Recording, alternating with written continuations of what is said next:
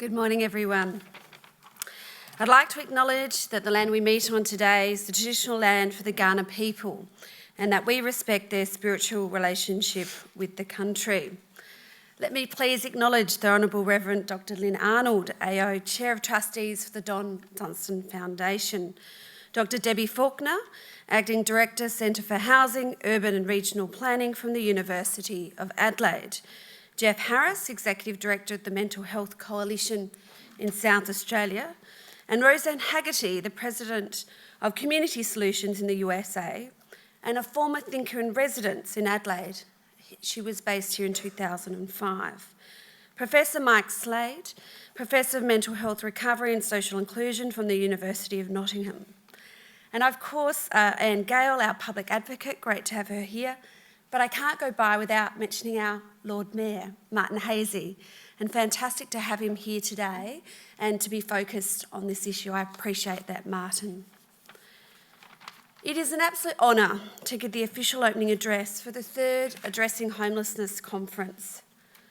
Homelessness is something that can happen to anyone and places individuals at significant risk of harm. It's for this reason that the South Australian Government is committed to not just managing, but preventing homelessness in our state.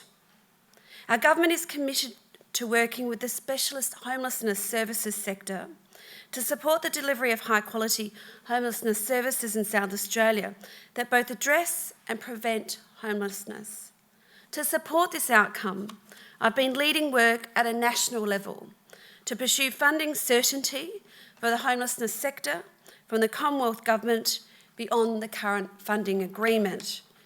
In fact, I'm seeking a 5-year agreement and a national partnership with the Commonwealth.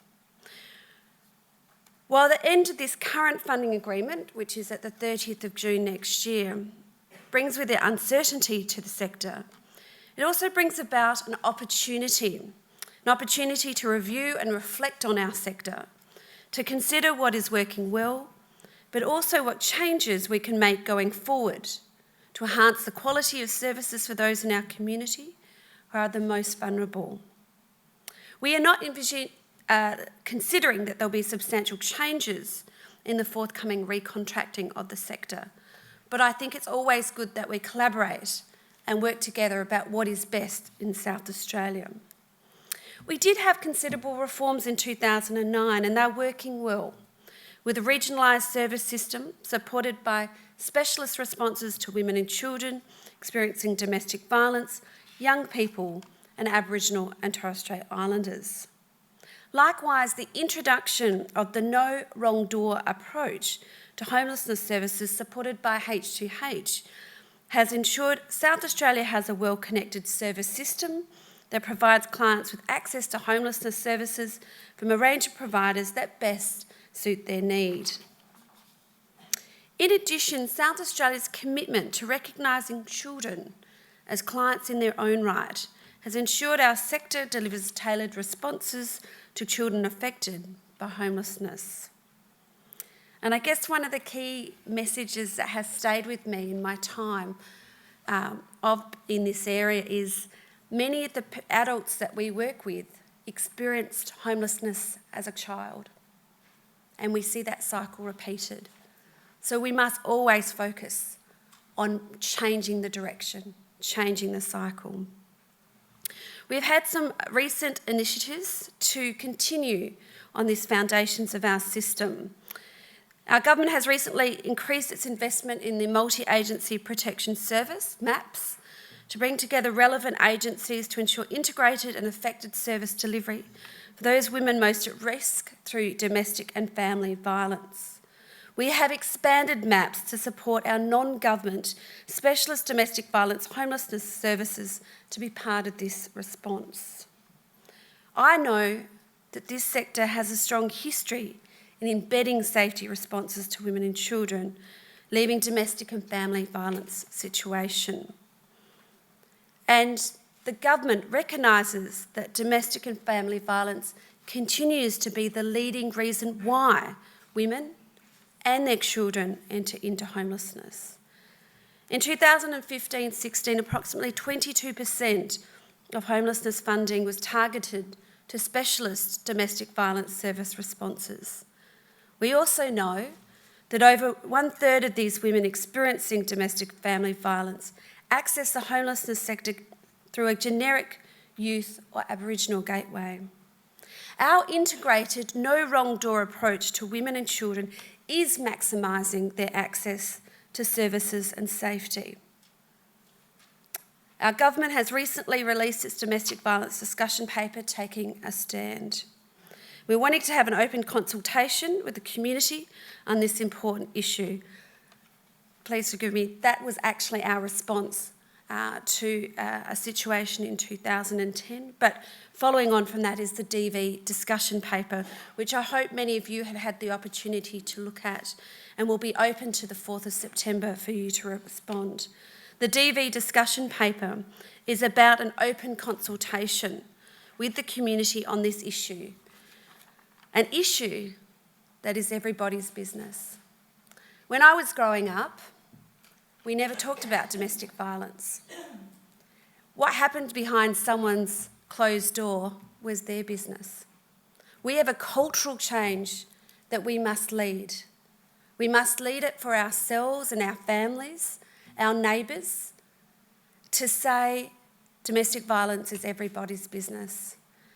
When we talk about this, I remind ourselves about our different changes that we've made across Australia.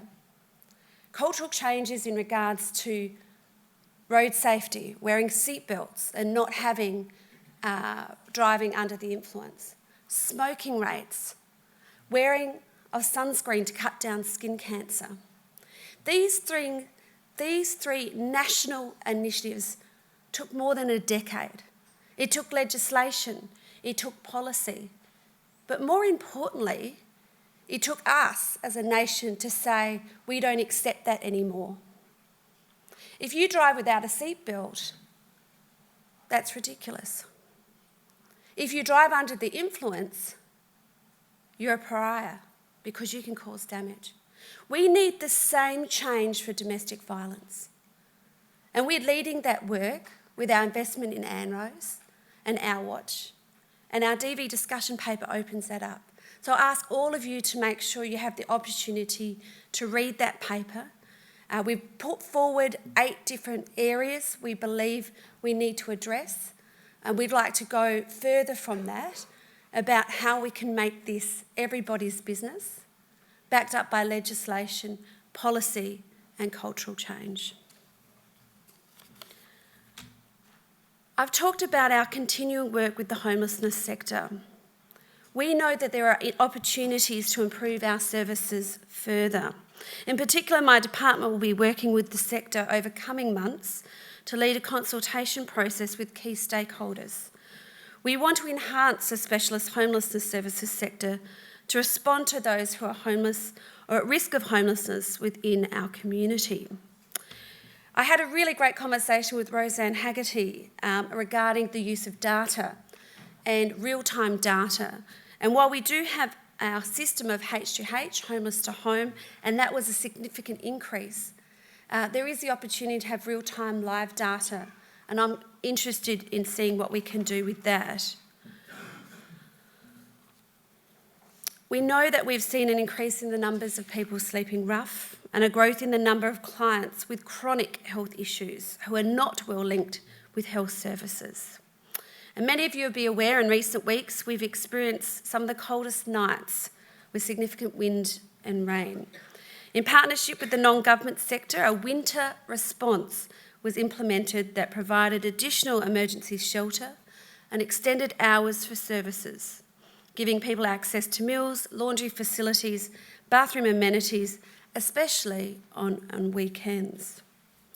Our experience in seeking to provide enhanced responses to those sleeping rough in the CBD during these extreme weather events has shown us that there remains opportunities to further integrate responses for those most vulnerable in our community, to pursue more assertive engagement with those sleeping rough in the CBD, and to make the most of the opportunities present by recent advances in technology to enhance service integration for the most complex of clients.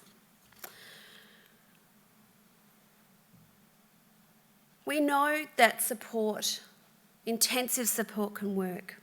And we know that in the last financial year, the Integrated Homelessness Program successfully supported 58 clients to transition from rough sleeping into stable housing.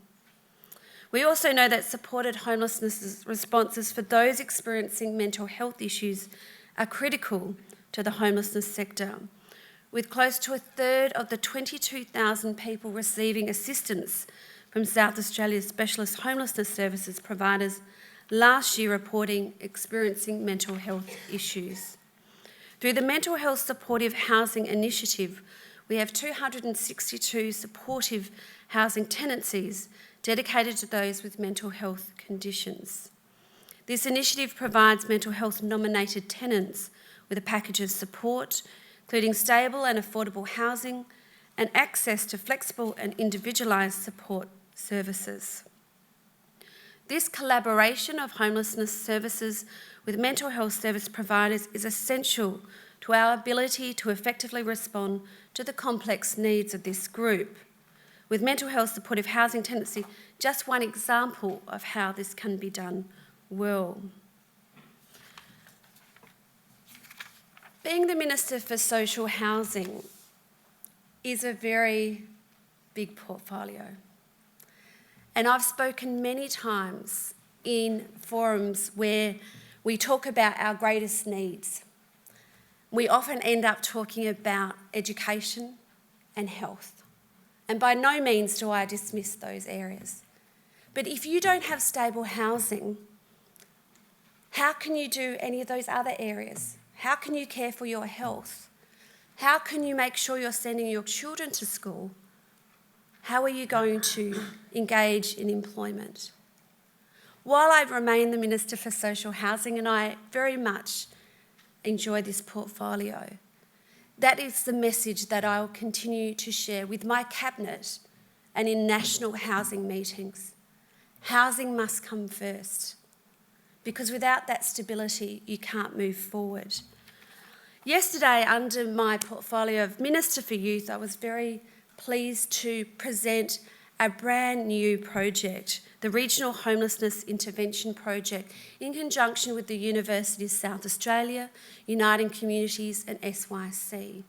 This is going to be a project focused on preventing homelessness in youth. We will be setting up the project in Mount Gambier and then in Whyalla. The focus of this project is a survey of young people to understand the baseline of those who are at risk of homelessness. Because without stability as a young person, you're far less likely to finish school and they're far less likely to transition into the workforce. I'm very much looking forward to our ability to prevent homelessness. While many of you every day are out there supporting people, what we need to do as a government is to prevent homelessness in the first place. Thank you very much for all the work that you do. I know that this is sometimes very, very difficult work with the most complex people. But as the Minister for Social Housing, on behalf of the Government of South Australia, I thank you for the work that you do and I wish you well for the conference. Thank you.